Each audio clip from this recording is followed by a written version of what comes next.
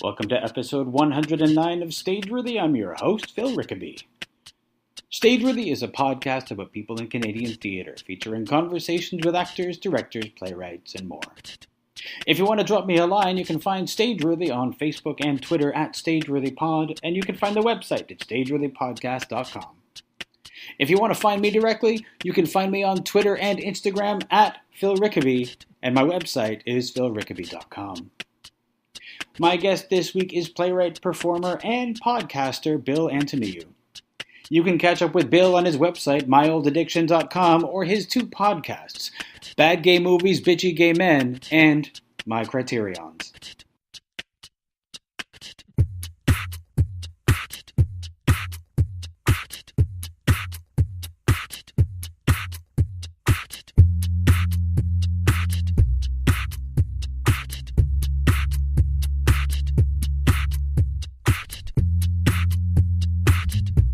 You're primarily a playwright, or I don't know that I'm primarily anything. Okay, yeah. All right. Well, what do you're a slash. What are all of your slashes? I mean, I think of myself as a writer. Mm-hmm. I did spend most of my life with the ambition to be an actor, mm-hmm. but writing became more prevalent. But I do lots of kinds of writing, so I write plays, but mm-hmm. I write film reviews as well, mm-hmm. and.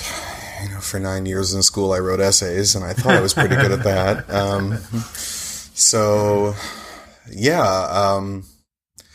Writer always suits me more comfortably. Sure. Although I haven't made a living at any of the above so far. Welcome to Canada.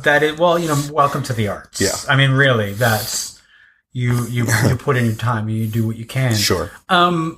When did your theater obsession begin? Like, when did that become a thing for you? Do you recall?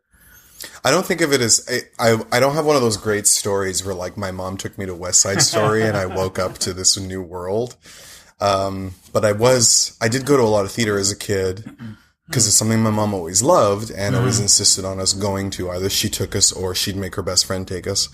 And lots of different kinds of theater. So like, I remember going down to the young people's whatever iteration existed when I was a child 50,000 years ago. But I remember going to odd things like plays in people's houses and some really like, they would take us to some pretty out of the way stuff that wasn't like inappropriate for children, but wasn't quite directed at us either. Okay. And I remember seeing a lot of things that I didn't understand. My mom also, cause she's so ambitious, would take us to like, when Greek theater troupes would bring ancient Greek theater through town. So I remember as a 9-year-old being taken to see Prometheus Bound. Okay. And having no clue what was going on. And that's like 2 hours of a man strapped to a rock, and I had no idea what was going on. It's true. So I was exposed to a lot of that stuff, and I just enjoyed, theater is this really, really fascinating experience where everyone gets into this dark box, basically, and we all agree to make believe. And sure. When you're watching it, there's a magical atmosphere to it. And then, when you're doing it, there's a even more magical atmosphere to it. So it became more of a thing for me once I started performing more often, more so than watching it. As a kid, I just wanted to be a movie star. Well, I mean, that's where a lot of us start from. Correct. Because I thought Indiana Jones just showed up and did all these fun things, and that was the life. If only that was true. Basically. But once I got to be an adult and then I decided to seriously pursue acting, I started working in theater because when you pursue acting, you just end up doing that more. Yeah. And because you don't get paid. And I just enjoyed it so much that it became more my focus. Sure. Yeah. Where did you grow up? I grew up here. In Scarborough. Okay. But I'm a Toronto kid, I suppose. Sure. It certainly was. We always came into the city for theater all the time. So when your family was when you were being taken to see all these shows, you were making the big trek from Scarborough downtown. Yeah, and it was so exotic. Like, did you drive? I came downtown for doctor's appointments or theater. Those are the two things that, yeah. Much more fun to come for the theater. I don't know. I didn't mind the doctor's appointments so much. Okay, fine. You were saying that your mom sort of like went to a lot of theater on her own. Was that But do you know if that's something that she just grew up with? Or was that she didn't do so much here because, she came here as a young woman and got married, and just the immigrant experience, they find themselves too busy to do fun stuff. Yeah. So she did that more back home. So she's from a small town in the north of Greece, from a very, strict Protestant family. Now when the Greek theater companies come to town, right. Now that all makes sense. So, she, as a young woman, she moved to the capital city, to Athens, to live with her aunt. And her aunt was like the cool one in the family, the one who loved to do a lot of fun stuff and loved the theater a lot.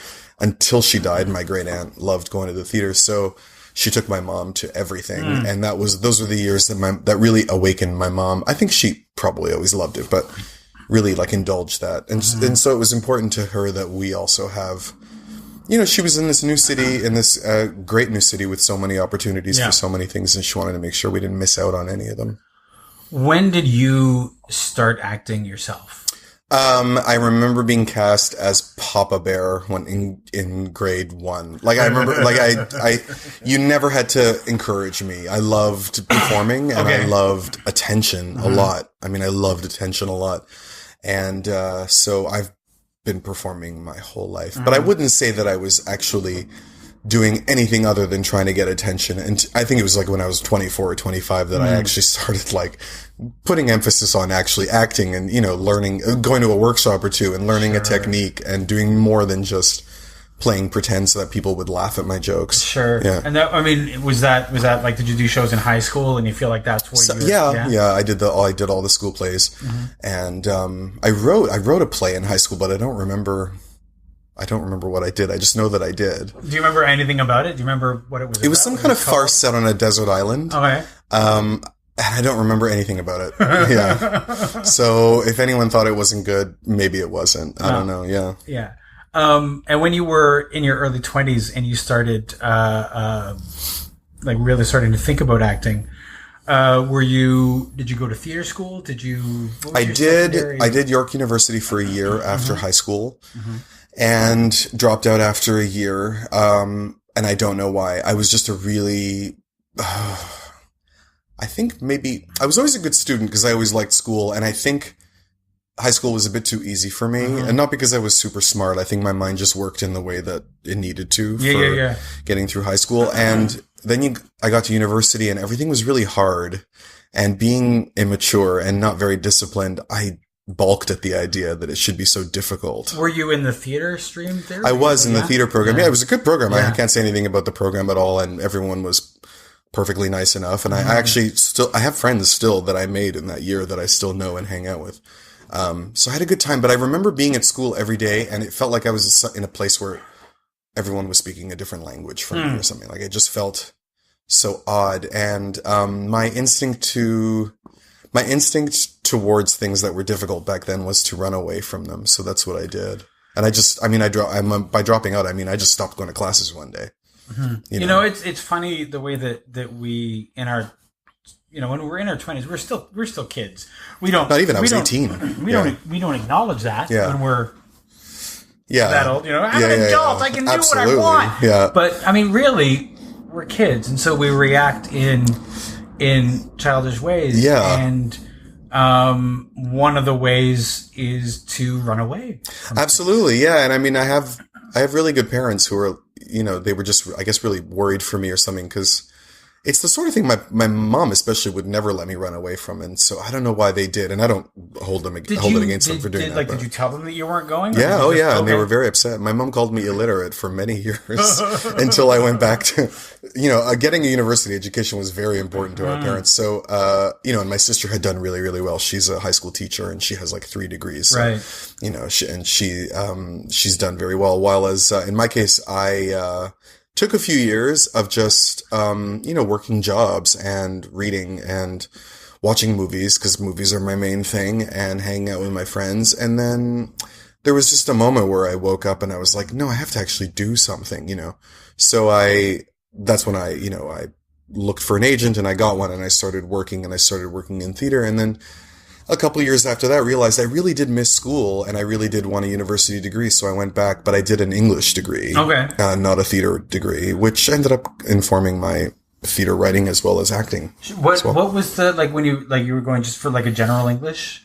For an English specialist, okay. yeah. I mean, it's an undergrad, so you don't focus on anything, but most of my coursework was, my personal fascination was with Victorian literature, so if I do pursue postgraduate work, that would be where I would, focus my attention. What is an English specialist?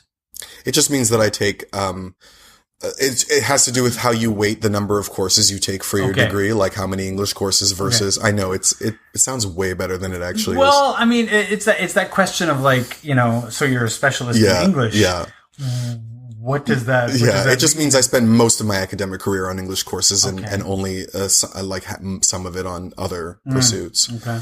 And then it was around that, I don't know, going back to school awakened this desire in me to, I guess, work really hard because I really enjoyed, I was working the entire time. So I did it part-time and I was working it during the day and going to school at night. And then all of a sudden, theater work started happening a lot more because, I'm working in either amateur or what you call semi-professional in this town, which is, it's on the level of community theater, but it's south of Bloor. So you feel it's way more glamorous. So, but I still do a lot of community theater as well. We call that what they used to call semi-professional. We mostly just call indie now. Sure. Yeah. That's how I refer to my place. Sure. And I found myself getting a lot of work doing those because I'm an adult male and those are hard to come by when you're not paying, as I've learned from casting my plays as well. So, and so I was doing, at one point, I think I was averaging about 6 or 7 shows a year. Right. So every night after work, I was either going to a rehearsal or going to class and getting very little sleep and was really happy the entire time. So I've learned since then to stay busy. When you went back to school, how much time had passed since you left York? And 7 years. 8 years. Were you, because you're like now in your late 20s when you're going back to school. Yeah, I was gonna say I'm not now. No, not now. But wait, like when you were going back to school. Yeah. Was that? In terms of the age difference with the kids. Yeah. Considering, I did it over a period of 9 years, and the age difference was felt a lot more towards the end than towards the beginning. I don't remember feeling super out of place. I was so excited / nervous, like I was really excited to be back in school and I was really excited about my courses. At the same time, I was so terrified of being back because I didn't know, can I do this? Right, I did so poorly the first time around. U of T didn't let me in when I first applied because I'd done so poorly the first time around. I had to really, beat down their door and make sure they understood that, people should not be punished for a choice they made at 18 and that people can change. So, I remember my very first day pacing, around Robarts Library for a long time before having the guts to go in to class. And my very first class was the history of Russia and, just being really scared. So it didn't really register to me that I was an adult. I still felt young at 27. That changed after about 9 years. But I don't know. Especially, many of the years I was doing night courses, and night courses are a really healthy blend of all different kinds of people doing classes. So it wasn't as weird as if I had been doing. If you'd been full time, then it would have been, yeah. When did your mom stop calling you illiterate? The minute I applied to school. Yeah. And the minute I got in, and she was very happy. My mom respects effort. She doesn't need you to, prove anything. She doesn't even acting was something that she didn't take seriously until I took it seriously and pursued it. Okay. And so the fact that I haven't become a movie star yet doesn't bother her at all. When you were, initially when you were going to go to university, you had decided you were going to go and be an actor. Right. And so you went off to university. Was that anything that your mother was concerned about? Only in that any parent of a child who announces they want to get into the arts because, your parents just want you to make a living and they want to make sure you're going to be okay after they die. Yeah. So I'm like, well, then put money in the bank for me to take from you when you die, and leave the rest to, neither of my parents gave me too much grief about it other than the usual, it's not a very stable life pep talk and find something stable. And I don't know. And I've been working a regular job for a long time now, so it's not really for most of their concerns. Okay. By the way, I love that this whole thing is about my mom. She's going to be thrilled, even though she'll never listen to it. But yeah, well, she'll know. You can tell her. Her friends will tell her. We mostly talked about you, Mom. That's right. Of course, that's how it should be. Yeah. No, she doesn't. She feigns modesty. She says, "Oh no, it shouldn't be about me. No."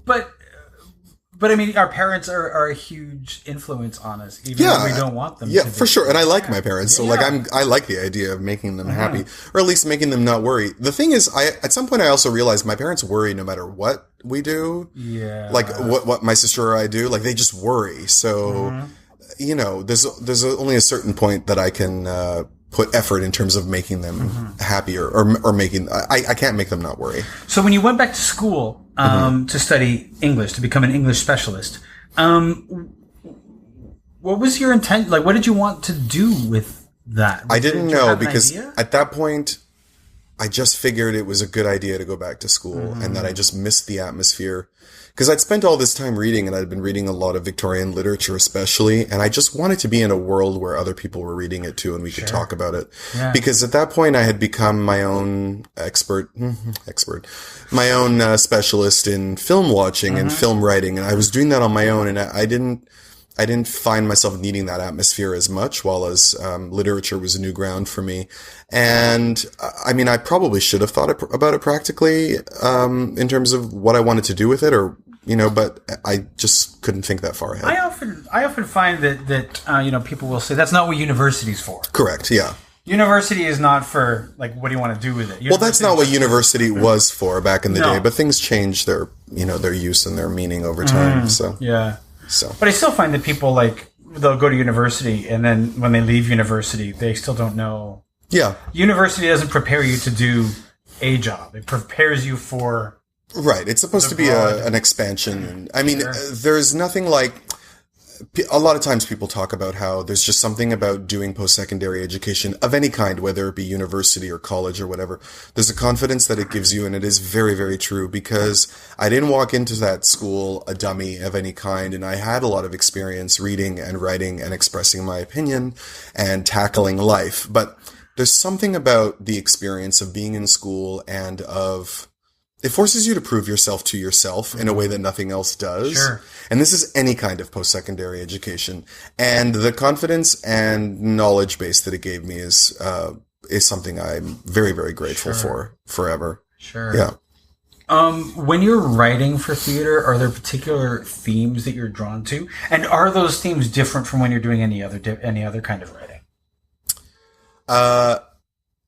Well, in terms of fiction, I've never really tried any other kind of writing, so it's either film reviews or plays. Okay. So far, I have tried to tackle the odd short story, but they're just absolutely terrible. So I haven't really pursued that too seriously. But writing for theater and writing a story, those are. To me, those are two different things. They are, yeah. I just, I try to think, well, as a writer of fiction, I should be flexible, but I have so far really enjoyed, there's something to the structure of theater, like creating scenes, creating the way scenes flow, and creating the way characters interact, that I'm really drawn to. And I particularly enjoy writing dialogue more than anything else. Sure. And that's what theater is great for. Yeah. My plots always falter very far behind my dialogue, if I do say so myself. In terms of themes, I just, you don't want to think about your theme too hard when you're writing, because then you end up writing something that's very preachy. Yeah. And you don't want to say this is a message play. But you also try to stick to what you know. And so, I'm a gay man, so I write plays about gay men.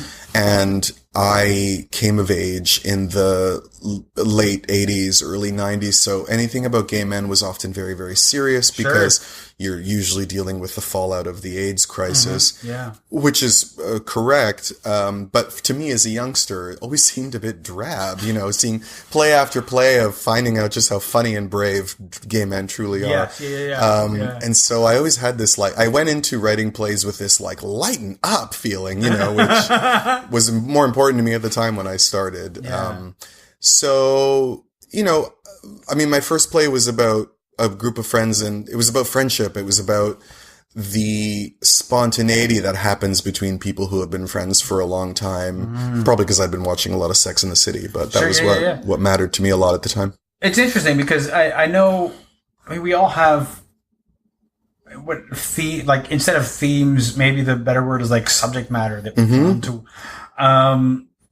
In my own writing, I have a tendency towards fantastic realism, or sometimes history, but sometimes like it's this world, but there's a little strange twist on it that might be a little fantastic. And is there something that you watched when you were young, or even just more recently, that like just made such an impression on you? Because I find that happens too. It's like it's not even like that it's my favorite movie or my favorite play, but just one particular moment of it that really blew my mind. And there isn't a single thing that I can point to that's like the thing. I mean, I grew up on the Narnia books. Oh, okay. So for me, like that, the Narnia books, like what The Lion, the Witch, and the Wardrobe starts in like this drab, World War II, bombs are raining on London, and so the children are sent away to the country. Yeah. And everything is boring until the wardrobe.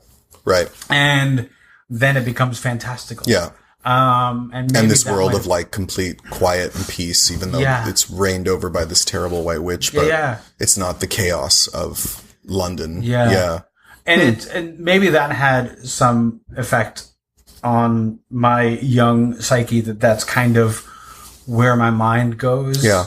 But I always enjoy like just bringing, also, I'm a nerd and I enjoy things that are nerdy, and I think that theater has had a long period of thinking that it's too important for that kind of thing. Oh, possibly. I mean, when I wrote my first play and it was a light comedy, I eventually produced it myself, but for a while I would submit it to whatever, whatever panels you find out about, or festivals or whatever. Yeah. And I would get a lot of feedback from people saying, this is not what plays are supposed to be about. Yeah. And I said, well, I'm not going to have everyone deal with deep, dark themes just so that you'll find it important. And I mean, the characters were talking about friendship and relationships and getting through life by holding on to each other. So those are, deep themes anyway. They're just not being dealt with in this very, I mean, I may be reading too much into the responses that I was getting, but I did get that from time to time, and that was not feedback that I accepted in any way. There are certain genres that theater has not done, like, when we look at plays, generally, they lack the fantastical. They are very much like, family comes to term with the horrors of their past or whatever. Well, but we do it in our living room, because every plays a living room scene and all these. Well, that might also be, I mean, Lucy Maud Montgomery always said that Canadians, we don't have very, very dramatic lives, so we have a tendency to overdo what we put into our narratives. It's true. And yet, I mean, how many stories of a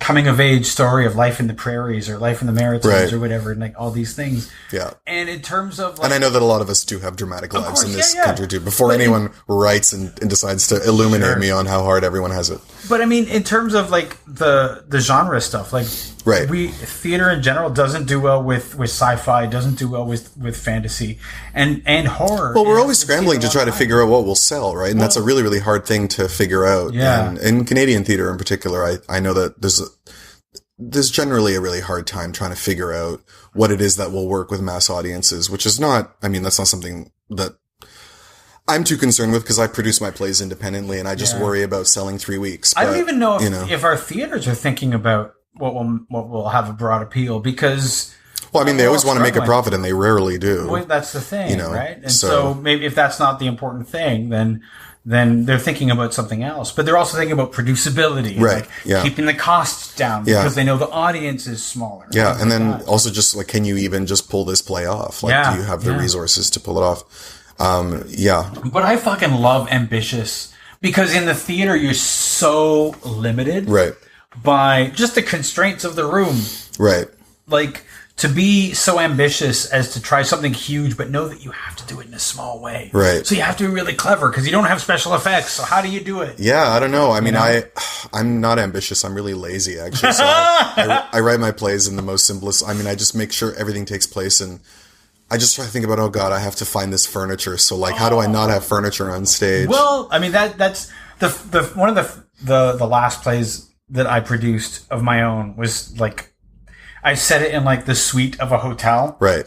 And it was like, okay, so it's a tiny stage. How do I create a suite in a hotel when I don't have any money for decorating and I certainly can't get furniture? Yeah. So it was like, just you call Rosemary. Desperate. Yeah, Rosemary takes care of everything. Well, you know, we had to provide a few things in the Red Sandcastle. You just like do your best with what you pull in and well, I mean, when my last play, she was the lead in, and she's like, "Do you want me to do the set?" And I said, "Yes." Like, I just do it. I'm not even gonna, because I know she'd do a great job, and like I knew that it would also be part of her performance to like to create the space around her, and she did a fantastic job. And actually, with my last two plays, I don't know about purposely. I set myself the challenge, like, can I create something dramatically interesting where I don't leave one setting throughout the entire play? And my last two were both one-act plays.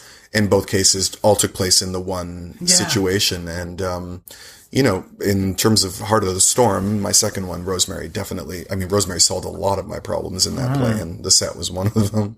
I mean, that's always the question, is like, how do you...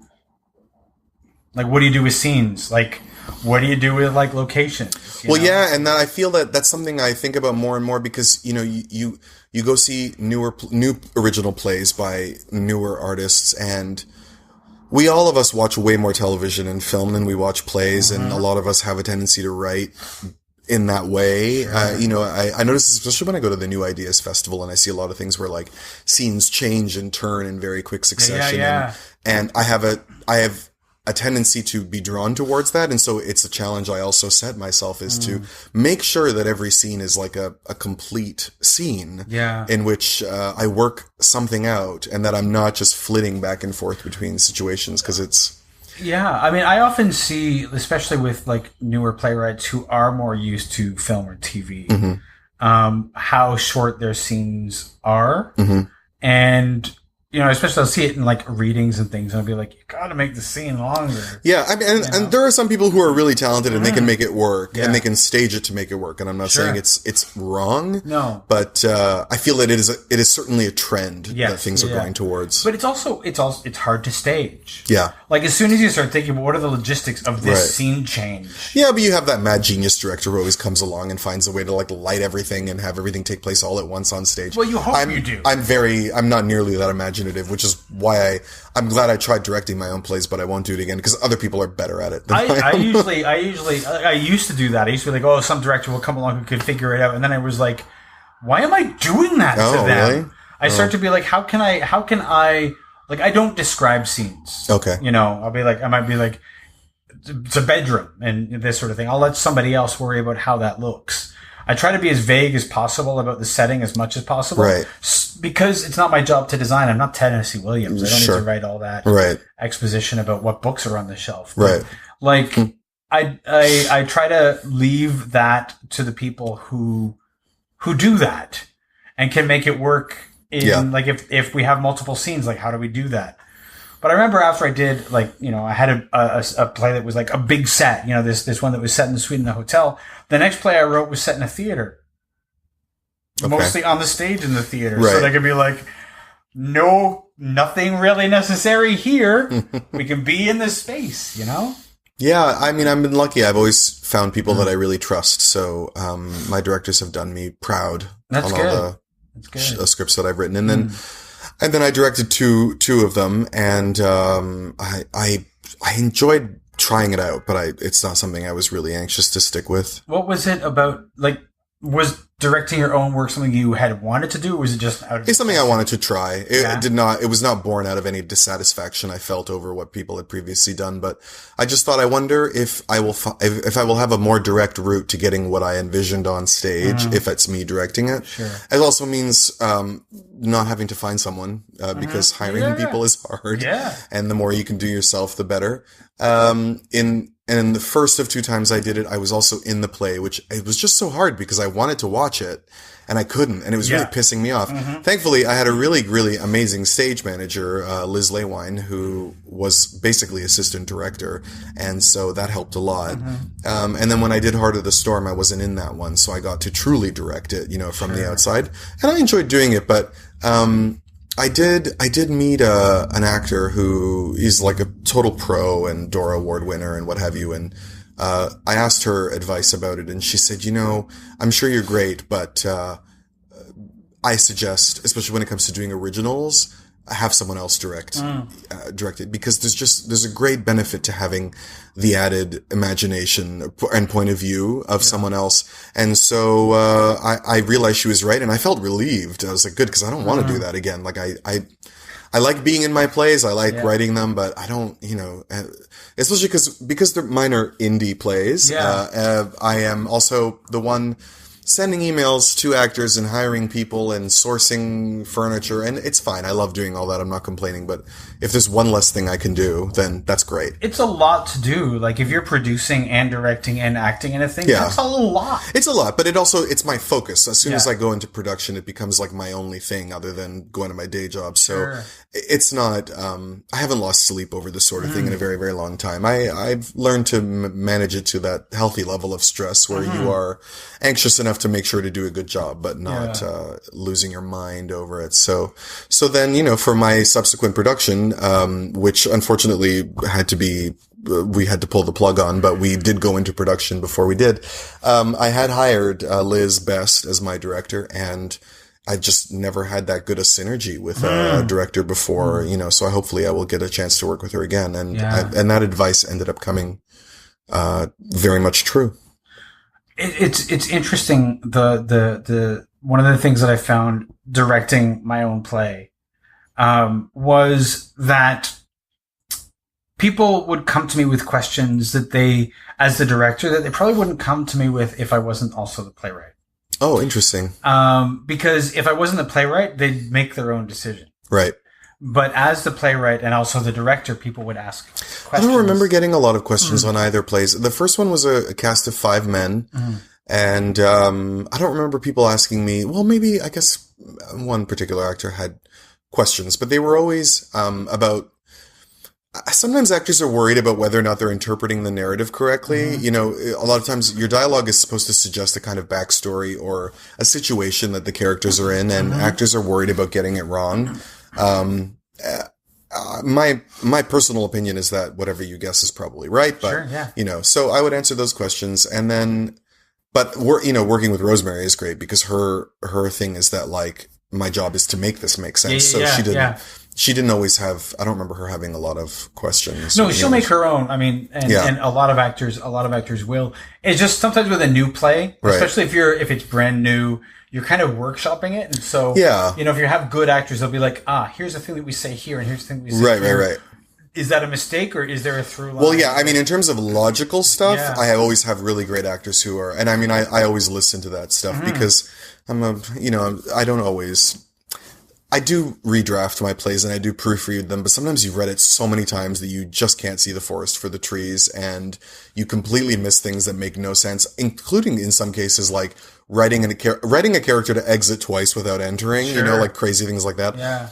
So I've always had really good actors suggesting that, and that's actually something that Rosemary is the best at, which is that she will always come to you with the things that don't make sense, and you're like, oh my God, how did I not realize that? Yeah. It's what's interesting, like one of the things this podcast is all about Rosemary now. It's your mom and Rosemary are the two. It's like the two stars of this podcast. They'll be so proud. One of the things that I learned relatively recently was the importance of, like, all right, so now I've written this and I've gone through it and I've done my second pass on this. I need to know a bunch of things about it. So I'm going to bring some actors together and we're going to read it. Yeah.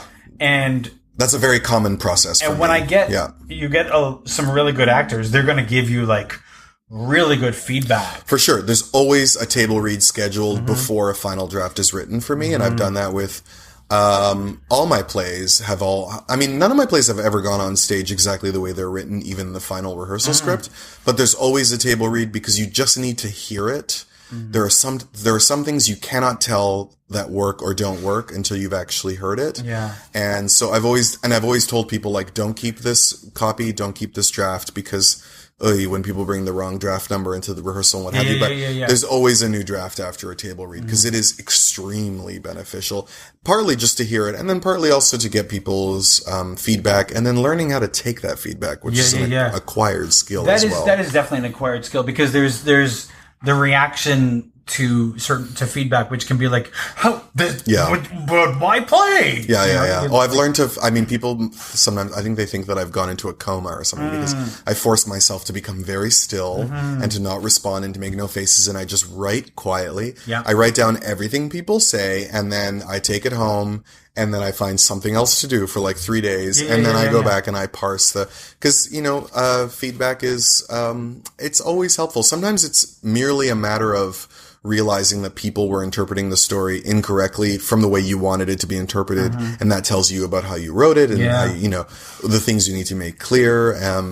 And sometimes it is just logical questions about characters' relationships or inconsistencies or what have you, but I'm always open to that stuff. But ultimately, I decide what is going to be changed. And sometimes I do make the decision to take a chance on something, even though everyone's told me that they don't think it's going to work. So has that paid off? It pays off sometimes, and it doesn't other times. How much time do you generally leave between when you finish a draft and when you get some actors to read it, or when you're like? It's different every time because it's a matter of getting things together and getting people together. And also, all my plays have been worked on different schedules because with The Best Man, I don't remember what. I think we had a finished draft by the time we started that one, and then little things just got changed. But while The Best Man was in like April of 2011, and during rehearsals, I found out that I got into Fringe that summer. Right. So I was writing the new play while rehearsing the previous one.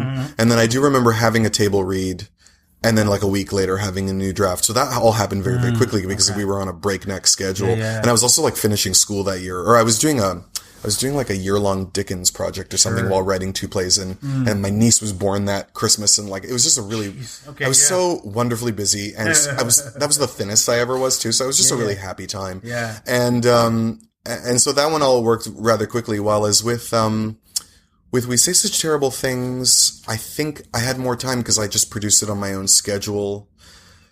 And then Heart of the Storm was the same. So I don't know, like I know that I would book the theater, but well in advance. And so it's probably, if we have a table read, you'll probably get the next draft within a week, if not 2 weeks.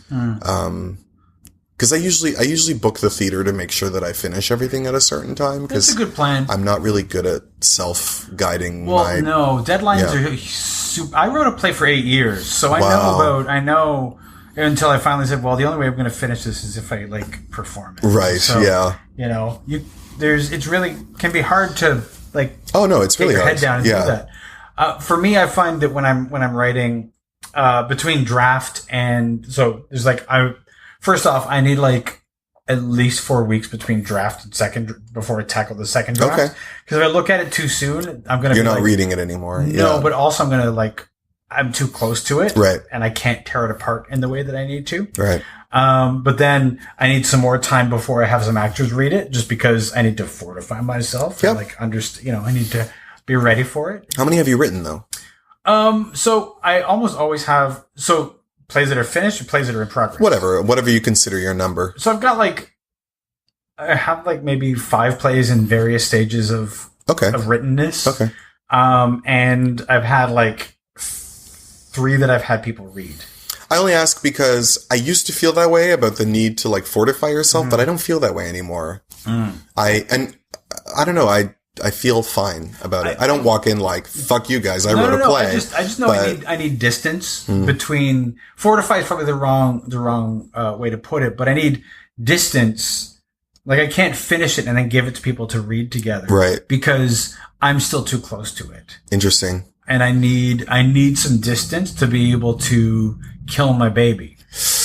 Yeah, I wonder if that, I haven't felt that way in a long time. And maybe it's just because I haven't written anything that's particularly personal to me in a while. I don't know. Maybe it's my problem, but. Well, everybody's different, right? Everybody's different. I suppose. I need to I never think of it as finished, right? I find that usually the reason why you are worried about criticism is because then it means you have to work on it more. And the thing about writing in general and writing plays in particular is like you just want it to be done. Yeah. So if people don't tell you it's perfect, then that means it's not done, and that means you have to work on it. It's like, please tell me it's perfect so that I can do something else. Oh no, I didn't. See, the thing is, and that was always. It took me years to figure out why I had so much trouble with my first drafts. Right. Because I wanted them to be perfect. Oh, yeah, for sure. And I hadn't realized yet that the only purpose of the first draft is to be finished. Yeah, absolutely. It doesn't even have to be good. Oh, I think that's the purpose of like the 7th draft. I don't know. I've learned to, when I first started writing with my first play, I was so stressed out about getting it right that I ended up in the hospital. Like I was so stressed out. Right. I wasn't sleeping for days, and I was like crying day and night, and just, really, really melodramatic stuff because people had read my first draft and said it's really good, and because they said it was really good and that it, we would need to polish it up and we would be ready for production, and that scared me more than if they'd hated it, because I was like, oh my god, I have to get this right or I'm throwing everything away. I mean, I was really new to all this, and I was turning 30 at the time. I think I was just very vulnerable about the decade change or something. I don't know. Yeah, I don't know. It's hard. Like the writing and getting from page to performance is a bit of it can be difficult for the writer in terms of like getting to the point where you are ready to have it read. Or being open to the fact that it's always going to look different than the way you wrote it. Also, I kind of miss feeling that way. I remember when we did a fundraiser for my first play, and part of the fundraiser was, performances in a cabaret and whatever, but it also involved a reading of like 2 pages from the play. And so it was the first time it was going to be performed. Oh no, because we'd done a public reading as well. We'd done a workshop years before. Excuse me. And, I remember for that workshop, and I remember for this fundraiser, just having people read portions of it. I was practically throwing up in the bathroom beforehand, and I hadn't had stage fright as an actor in a very, very long time. And I kind of miss being that scared. I don't get that scared anymore. Well, one thing that I found was like write something that's really personal and then perform it yourself. I guess so. Yeah. And then I wrote last summer before I performed my first solo show, which was not autobiographical, but there were a lot of elements of myself, and I was going to vomit that whole day. Interesting. I mean, a lot of it is also just because I've learned to trust the people that I work with, and I've worked with really, really great people. So usually by the time we get to opening night, we are ready. And so I'm not that scared because we are prepared. And if people don't like it, well, I'll just write something else, Yeah. I mean, I also had I had the good experience of having my first 2 plays in the same year, and one of them was a huge success, and the second one was a huge bomb. Oh, okay, so that's a good balance. It was a very, very good balance because having a huge success didn't make me a wealthy man, and having a huge bomb didn't make me a laughingstock in this town. So, it's kind of the benefit of the fact that Toronto theater has a tendency to fly under the general radar. It's like no one really cares if you're successful, and so they don't care if you fail. Also, I mean, very few are the plays that we remember as bombs. Or absolutely, we have short memories. Yeah, it's really only like the big only the Mervishes have to worry about a huge bomb. Well, yeah, because I lost a lot of money on that play too, but and a lot of people liked it, and I had a wonderful casting crew, in case they're listening and think that I'm insulting anybody. But the thing is that nobody's talking about that play, right? The way they are talking about when the Mervishes did Lord of the Rings, sure, right. So it's not like people will remember that play that didn't do well for years to come, right? But even if they did, the thing is to just get on with the next thing. And I remember calling my mom after the second play. It was called Operation Impervious at the Toronto Fringe Festival. And I said, it hasn't done well. Like, I've lost a lot of money. And it's one of those things where it's like, there are a good amount of people who really liked it, but enough of the people didn't like it that was sort of the, you can tell when you go out on stage and you're not connecting. Sure. When your show's not working. And that's really hard when you're trying to be funny. Yeah. And I was actually so stressed out about it that I was actually blacking out on stage, so I wouldn't remember my performances when I'd walk off stage at the end. And I found out later that I'd been lip syncing everyone's lines in the play, and I didn't know I was doing it because I was in a PTSD kind of state. So I said to my mom that, this was happening and it wasn't going well, and Now Magazine said I have no talent and, all this stuff.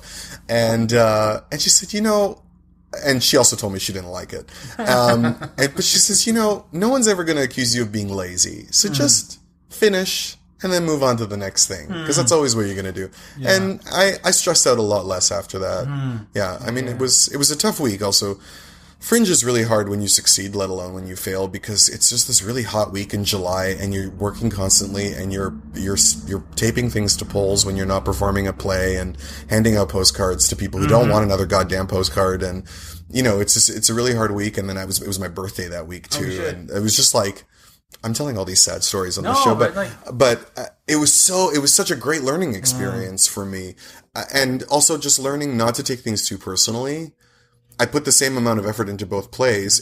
Sometimes it just happens that you hit with people and you don't with others, and you can't always predict it. You can't always tell. When we did The Best Man, we sold out every night for five for a whole week. It was like 5 performances at the now long gone Bread and Circus, which told us they'd never had a show do that well before. And, it was a good show. It was funny and, I liked it, but other than the fact that it took place at a wedding, I can't really tell you I know why it really worked for people, but it just had a good buzz. You know? It's funny because, Fringe is great if your show is doing well, but if your show is not, it's really hard. Yeah. You still have to get up and try to get those bums in the seat. You're swimming upstream whether you do well or not. It's just and I would love to do it again just because I feel like there are a lot of things I did wrong that I learned from. And I'd be curious to see if I could improve it. But so far I have not gotten back in. I'm curious what you think you did wrong. Well, I probably didn't budget correctly. I budgeted the way I normally budget for an indie play, and it's a different ballgame at Fringe. I didn't take advantage of things like word of mouth tickets or all that stuff, papering the house more. I don't know. It was a big, ambitious play. It was a farcical comedy, and I just wasn't prepared for the amount of competition you have in that festival, and because in general we got treated well. I mean, despite the fact that the show didn't do well, we got a bad review, but it was the only review we got. It's not like there were myriad. And Mooney on Theatre actually reviewed us as well, but they came to the last show, so they liked it, but it couldn't help at that point. But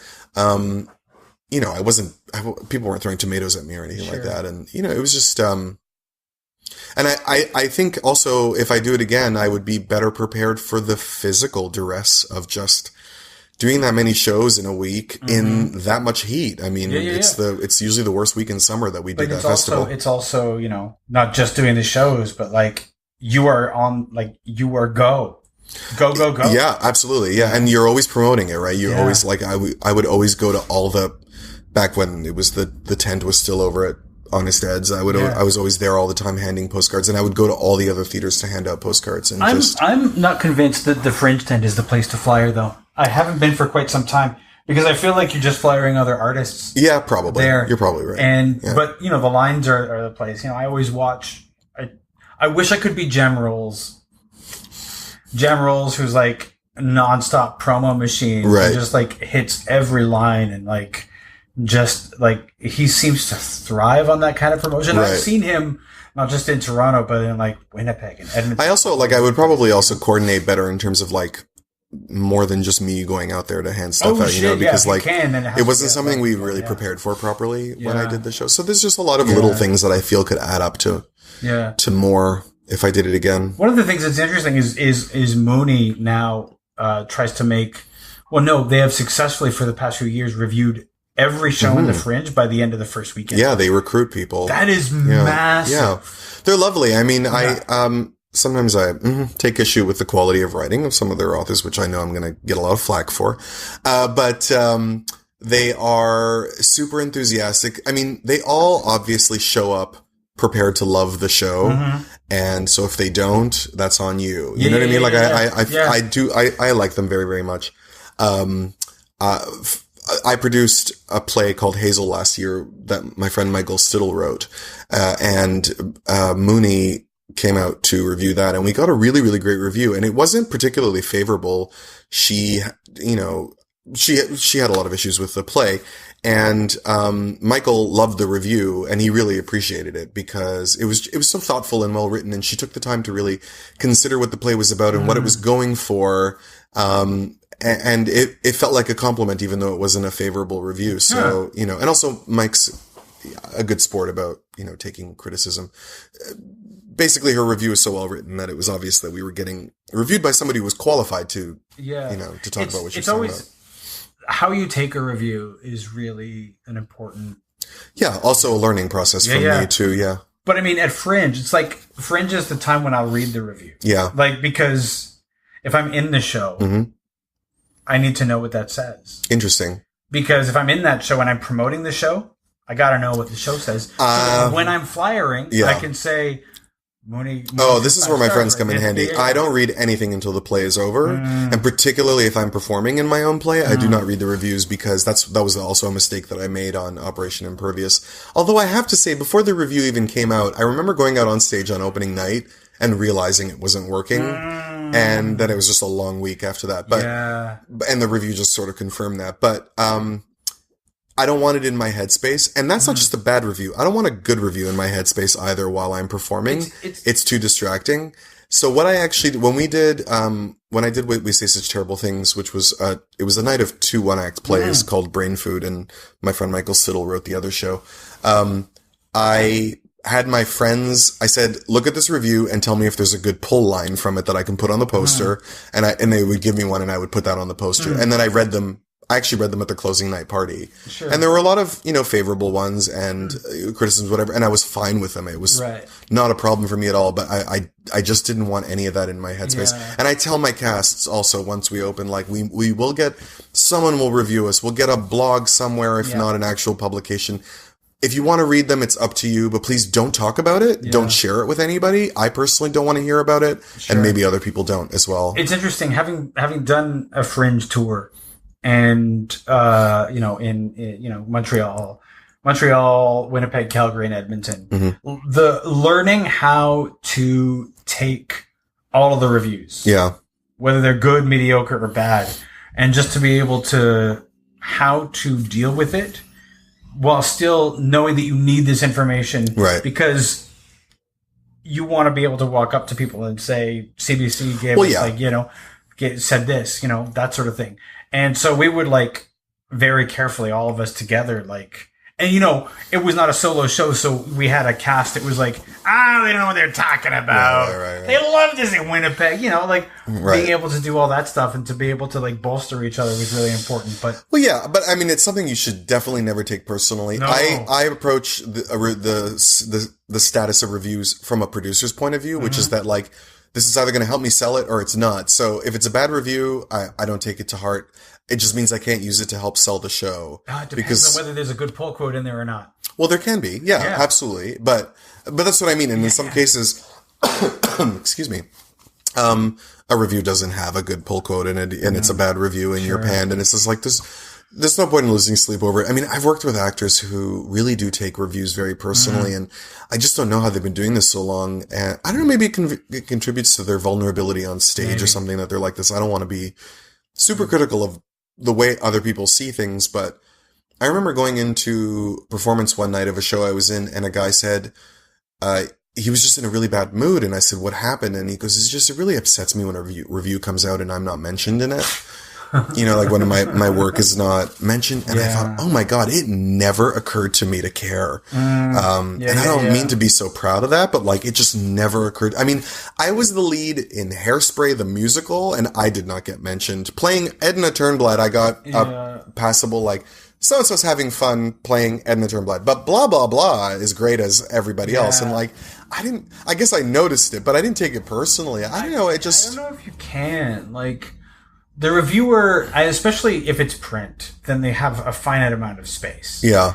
Or if it's Mooney on Theatre reviewing all of the shows for the Fringe before the first weekend, nobody's got time for a long review. I think it's also just that as an actor, I enjoy it. I enjoy doing it a lot more, I think, than people enjoy watching me. And I don't mean that so self-effacingly, but I don't think that I I just don't think that I turn heads in that way as a performer. I think I'm serviceable and skilled and what have you, but I'm not usually a showstopper.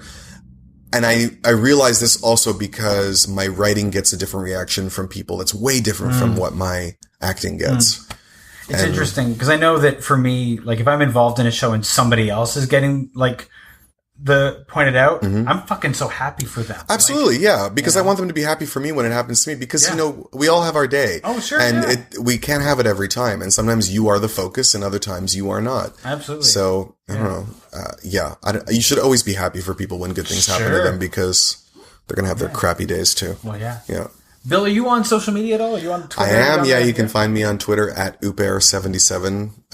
And you can find my blog at myoldaddiction.com where I review movies. And then I have a podcast called Bad Gay Movies, Bitchy Gay Men, which you can find on iTunes. And I also have a personal podcast that I do going through my Criterion collection. And it's sort of my journey through movies called My Criterion. So people can find me there too. Nice. Yeah. Awesome. So I have a few. Yeah. That's good. Thank you. Thank you so much. My pleasure. It was absolutely my pleasure to do this. Thank you.